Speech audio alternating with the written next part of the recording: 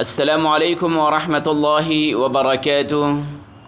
محترم ناظرین، آج ہم گفتگو کریں گے مقصد حیات پر۔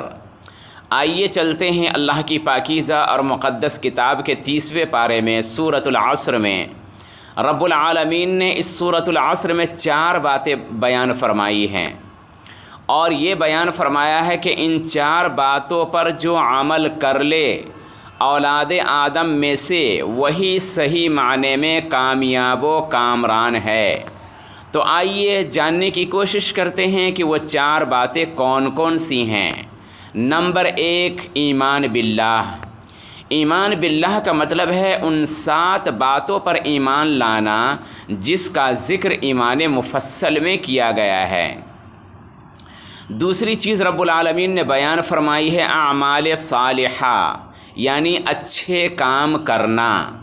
تو اولاد آدم میں سے جو کوئی بھی ایمان لائے ان 7 باتوں پر جس کا ذکر ایمان مفصل میں ہے، اور اچھے کام کرے، تو اس کی روحانی دنیا کی اصلاح ہو جاتی ہے، روحانی دنیا منور ہو جاتی ہے، روشن ہو جاتی ہے، اور روحانی دنیا سرسبز و شاداب ہو جاتی ہے، آباد ہو جاتی ہے۔ اور یہی مقصود ہے انسان کی زندگی کا۔ دوسرے نمبر پر ہے اعمال صالحہ۔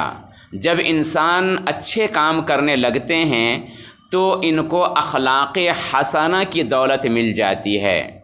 تو جب انسان کی روحانی دنیا آباد ہو جائے اور بہترین کیریکٹر، اخلاق اور کردار کی دولت نصیب ہو جائے، تو اب رب العالمین نے 2 چیزیں اور بتائی ہیں کہ اب یہ 2 دولتیں عظمیٰ جب تمہیں مل گئی ہے تو ان 2 دولتوں کو دوسروں کی طرف بھی منتقل کرو، ٹرانسفر کرو۔ اور ان دولتوں کو دوسروں کی طرف ٹرانسفر کرنے کے 2 طریقہ کار بتلائے گئے ہیں۔ نمبر 1، وتواصوا بالحق، یعنی حق باتوں کی تلقین کرتے رہو، حق باتیں لوگوں تک پہنچاتے رہو، یعنی امر بالمعروف اور نہی عن المنکر کرتے رہو، بری باتوں سے خود بھی بچو اور دوسروں کو بچنے کی دعوت بھی دیتے رہو۔